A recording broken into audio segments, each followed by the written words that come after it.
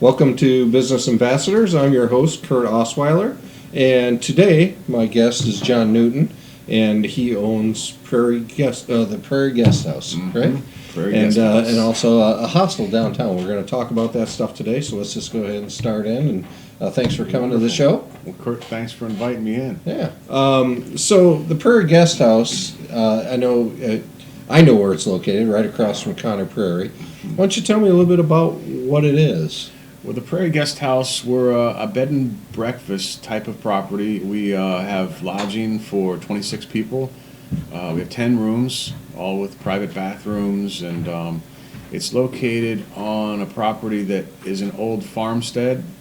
So there's a barn on the property. There are several buildings, including a yoga studio and a main dining room that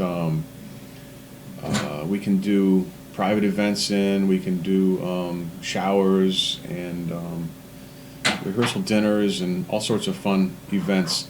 And yeah, it's right across the street from Conner Prairie, so we got a lot of wonderful people who go across the street and visit.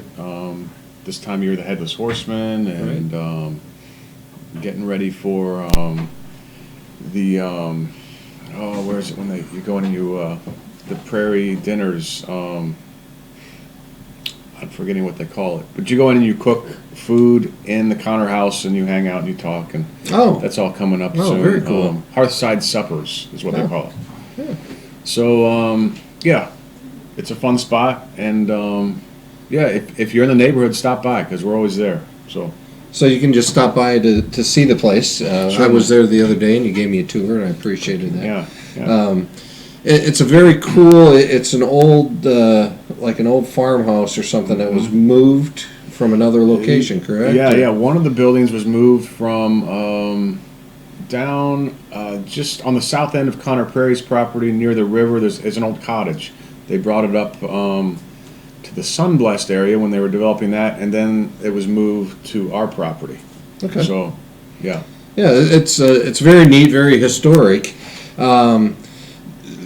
This is kind of like compared to going and staying like a Marriott, right? So, but except for you get breakfast and a better breakfast because you're the cook, right? Right. I cook every morning. I like to think it's better. Yeah. Yeah, we get a lot of people are excited about the breakfast. It's all included. It's cooked fresh every day. We use all, whole foods, so we make up everything there. And yeah, it's a wonderful way to start the day. Yeah. So if somebody is looking just for like they're coming into town for an event or something like that, they can call you guys and book a room there. Versus a Marriott or one of those other places, Certainly. And have that more kind of home feel to it. Right? Yeah, it's like staying at Grandma's house a little bit, except for no doilies or anything like that. But it's good.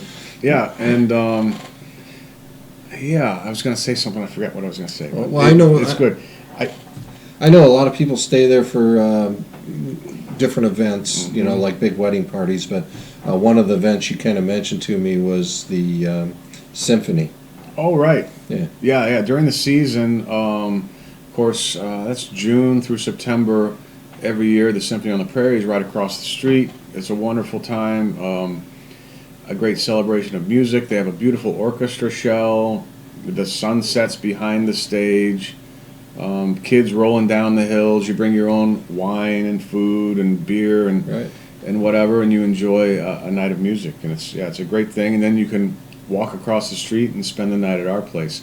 Yeah, there's a lot of people, even from Carmel, Noblesville, Fishers, Indianapolis, that are doing a romantic getaway. They come up for the night and they stay with us. Kind of makes it special. Yeah. But if the kids have trouble or whatever, they're 10 minutes from home, and it's not an issue. But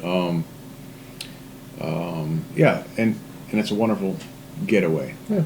So now you had mentioned something particular to me. There's the upcoming season, of course. It's getting ready to be Christmas. Nobody really wants to think about that yet, but it's cold out now. So you host events and those kinds of things as well, right? Yeah, we do private, what we call private events.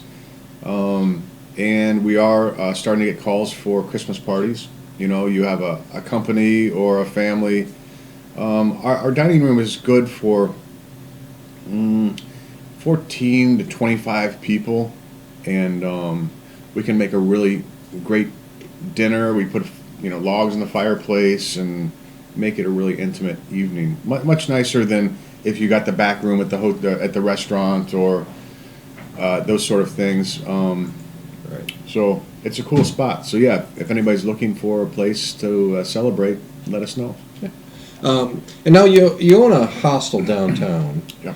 which to me is, I've kind of unsure about hostels. Myself. I mean, I think if I went, what I always heard is hostels were like over in Europe, kind of thing. Mm-hmm. I never really heard of any here. Why don't you ease my mind there and tell me a little bit about that? So. Well, hostels, like bed and breakfast, they're all very unique. Each one is a little different based on the building, the property, the location. It is kind of a European concept, you're right. And what defines a hostel is that there are shared rooms. You can actually rent a room. You can rent a bed and not the whole room. There can be bathrooms that are shared. In our case, we have 5 bathrooms. 4 of them are shared. One is a private bath in a private room. Generally in hostels, the bathrooms, although they're not private, they're shared, they are private bathrooms. So when you're in there, you're the only one in there. It's not like a locker room. Right. So it's pretty normal. But also another characteristic of hostels is a common kitchen. So you can bring in some food and cook in the kitchen, which not only if you have a special diet, it's kind of helps that way, but also if you're trying to save money, you can travel with food. Of course, Wi-Fi and places to hang out. We have 3 decks in the backyard. We do musical events occasionally and art shows, and it's a really cool cultural space where people can not only relax and get a good night's sleep, right, but also experience a little bit of culture of, in this case, Indianapolis. So. Okay. Well, that's interesting. Yeah, it's a nice spot. Yeah. Well, where is that located? Where are you at? We are just a couple steps off the Monon Trail on 49th Street. Oh, okay. So 49th and Winthrop is the actual location. Interesting. The Indy Hostel. So people stay there when they're maybe passing through town or whatever and just need to grab a night's sleep somewhere? All sorts. We get about half of our guests at the hostel are international travelers. So we get people with all sorts of crazy accents and come in from all sorts of corners of the world, and it makes it a real interesting mix of people. Yeah, a unique experience. Mm-hmm. A lot of great stories. Yeah. Yeah. All right. Well, why don't you tell everyone if somebody's interested in maybe that, how do they get a hold of you? Well, the Indy Hostel, INDY Hostel, which is hotel with an S in it, is the website is indyhostel.us, and all the information is there online. There are many hostels. There's about 400 hostels throughout the U.S. However, there's thousands around the world. So it's a cool way to travel. You get to meet a lot of people. Yeah, very cool. Yeah. And save a little bit of money too, I'm sure. Yeah, it's a lot less expensive. Yeah. And then if somebody wants to maybe reach out to you, look at coming to the Prairie Guest House and maybe holding an event there, or maybe just staying and getting that romantic getaway. Oh, yeah. How do they get a hold of you? Well, our website, I think it's on the screen, and the phone number.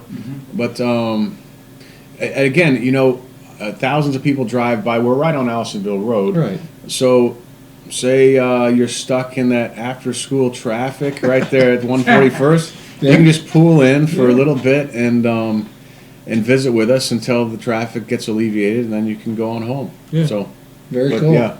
So anyway, website or phone or stop by. So. Yeah. All right. Well, I appreciate you coming on the show with me today, and thanks, Curt. Yeah, thank you, and we'll talk to you later. What do you do, Curt? Oh. What do you do, Curt? Oh, what do I do? What do you do? Right. You want to interview me now? Yeah. I work with Express Employment Professionals. What I do is I help companies find the right people. So we do that various ways. It might be administratively, billing, accounting, payroll, admin professionals, customer service. The other thing that I do is more commercial.